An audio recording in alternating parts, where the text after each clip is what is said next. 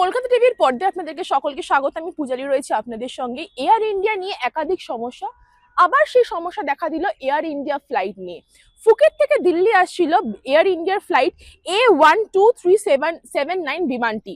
হঠাৎ তীব্র ঝাঁকুনির ফলে 300 ফুট নিচে, আকাশ থেকে 300 ফুট নিচে কিন্তু নেমে আসে এবং যেসব যাত্রীরা সেই এয়ার ইন্ডিয়া ফ্লাইটে প্রেজেন্ট ছিল সেই একাধিক যাত্রীর কিন্তু আহত হয়েছে বলে জানা যাচ্ছে। এই পাইলট, যে এই এয়ার ইন্ডিয়া পাইলট ছিলেন, সেই পাইলট কিন্তু গাঁজা সেবন করে ফ্লাইট চালাচ্ছিলেন। এতগুলো প্রাণ, অর্থাৎ যেখানে এই পাইলটদের ওপরে পুরো যাত্রীদের সেফটি নির্ভর করে, সেই পাইলটই কিন্তু দেখা যাচ্ছে গাঁজা সেবন করে ফ্লাইট চালাচ্ছিলেন। এবং যখন তাকে ডোপ টেস্ট করানো হয় সেখানে কিন্তু তাই দুবারই সেই ডোপ টেস্টে কিন্তু এই গাঁজা সেবনের কিন্তু তার মেডিকেল সার্টিফিকেটে বেরিয়ে এসেছে।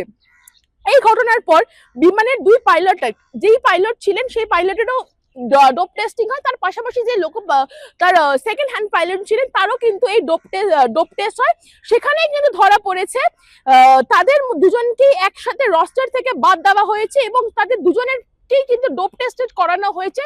কিন্তু যে পাইলট, যিনি প্লেন চালাচ্ছিলেন, অর্থাৎ যে ফ্লাইটটা চালাচ্ছিলেন এয়ার ইন্ডিয়া, সেই কিন্তু গাঁজা সেবন করে ফ্লাইট চালাচ্ছিলেন এবং তার ফলে কিন্তু তার দুবার যখন ডোপ টেস্ট হয় সেখানে কিন্তু দুবারই তাকে দেখা যায় পজিটিভ। সে গাঁজা সেবন করেই ফ্লাইট চালাচ্ছিলেন এবং তার ফলে এয়ার ইন্ডিয়ার যে রস্টার হয় সেখান থেকেও তাদেরকে সাসপেন্ড করা হয়েছে বলে জানা যাচ্ছে। সর্বভারতীয় সংবাদ মাধ্যমে খবর অনুযায়ী পাইলট ইন কমান্ডই গাঁজা সেবন করেছিলেন।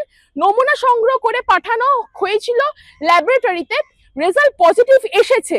কিন্তু তার ফলে জানা যাচ্ছে যে পাইলট, সেকেন্ড পাইলট ছিলেন, সে কিন্তু গাঁজা সেবন করেননি। কিন্তু তার ফলেও যেহেতু তিনি দুজনেই একসাথে ছিলেন, দুজনকেই রস্টার থেকে সাসপেন্ড করা হয়েছে বা নাম বাদ দেওয়া হয়েছে। যতদিন না এই প্রক্রিয়া শেষ হবে বা যতদিন না উপর মহল থেকে কোনো এই সেফটির ইস্যু নেবে বা ধরুন অন্য কোনো তাদের বিরুদ্ধে কোনো স্টেপ নেবেন, ততদিন কিন্তু তাদের নাম রস্টারে থাকবে না বলে জানানো হয়েছে এয়ার ইন্ডিয়া তরফের থেকে এবং তাদেরকে সাসপেন্ড হিসেবে ধরানো হয়েছে এই ঘটনা হবার পর থেকে। এর আগে এয়ার ইন্ডিয়ার তরফে জানানো হয়েছিল নিয়ম অনুযায়ী উড়ানের পর পাইলটের স্ক্রিনিং হয়েছিল।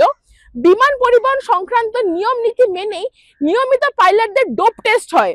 কোনো নির্দিষ্ট উড়ান বা ঘটনার উপর নির্ভর করে না বিষয়টি। তদন্ত সর্বরকমের সহযোগিতা করা হবে বলে জানানো হয়েছে এয়ার ইন্ডিয়ার তরফ থেকে। তো ফলে এটা জানা যাচ্ছে যে এয়ার ইন্ডিয়ার পাইলট যিনি ছিলেন তিনি কিন্তু এই যাত্রীরা যারা ফুকেট থেকে যারা দিল্লিতে আসছিলেন তাদেরকে নিয়ে কিন্তু তিনি ফ্লাইটে উঠেছিলেন এবং যখন এই তীব্র ঝাঁকুনি হয় ফ্লাইটের 300 ফুট নিচে নেমে আসে এবং যাত্রীরা আহত হন, তখন কিন্তু তাকে যখন ডোপ টেস্ট করানো হয় এবং দুজনকেই ডোপ টেস্ট করানো হয়েছিল পাইলটদের মধ্যে, তাদের মধ্যে একজনের রেজাল্ট পজিটিভ এসেছে। তার নমুনা সংগ্রহ করে যখন ল্যাবরেটরিতে পাঠানো হয়েছিল তার নমুনা সংগ্রহ করে পজিটিভ আসে এবং অন্যজন কিন্তু তার জন্য কিন্তু তারও নামটা কিন্তু সেই রস্টার, অর্থাৎ এয়ার ইন্ডিয়া রস্টার থেকে বাদ গেছিল।